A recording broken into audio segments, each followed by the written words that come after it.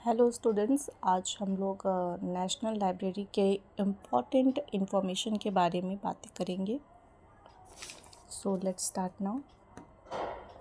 Important information of national library. ये national library जो होती है हर एक देश में एक होती है और इसका उद्देश्य जो होता है वो राष्ट्रीय दस्तावेज़ों को संग्रहित करना होता है। जो इम्पोर्टेंट डॉक्यूमेंट्स हैं फॉर कंट्री वो सारे डॉक्यूमेंट्स स्टोर करना होता है। आज हम इसके इम्पॉर्टेंट पॉइंट्स पे कवर करेंगे। तो जब national library, history of national library तो आपको बता ही दिए थे, कुछ रह गया था उसके बाद। तो फर्स्ट जो डायरेक्टर बने थे नेशनल लाइब्रेरी के वो बने थे डॉक्टर R.K. दास गुप्ता और इनका कार्यकाल था 1977 से 1980 तक था। फिर 13th डायरेक्टर जो बने डायरेक्टर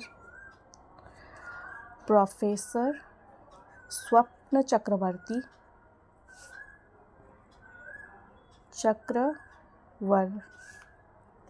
और ये जो है 2010 में बने।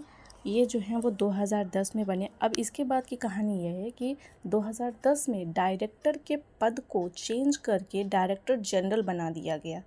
ठीक है, यानी कि यही प्रोफेसर स्वप्न चक्रवर्ती जो थे फर्स्ट डायरेक्टर जनरल बने। ठीक है, और अभी फ़िलहाल जो 10वें जो डायरेक्टर जनरल है वो 10वें नंबर के हैं और इनका नाम है प्रोफेसर अजय प्रताप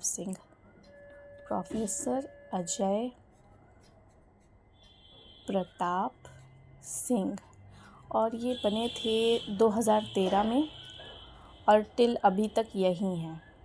ठीक है, अब जैसे कि ये लाइब्रेरी जो है वो इंडिया की सबसे लार्जेस्ट लाइब्रेरी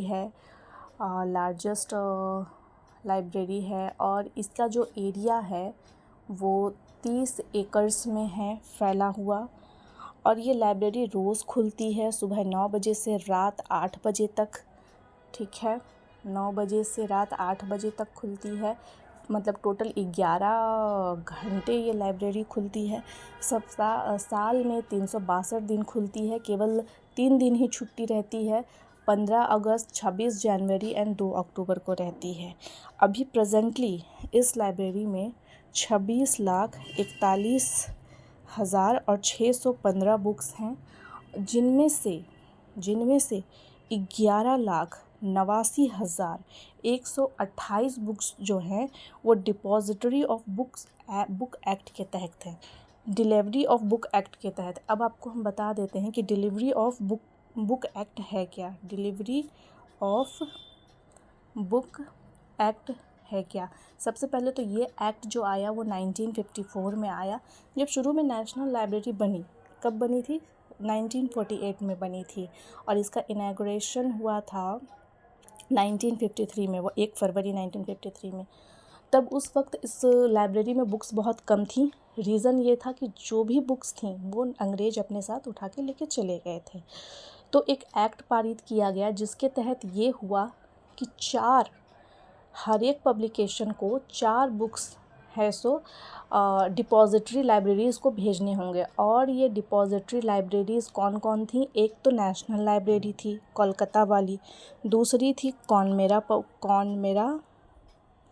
पब्लिक लाइब्रेरी जो कि आपकी है चेन्नई में, एक है Delhi public library, as name से ही हो जा रहा है कंफर्म कि दिल्ली में है, और एक है Asiatic society library of India.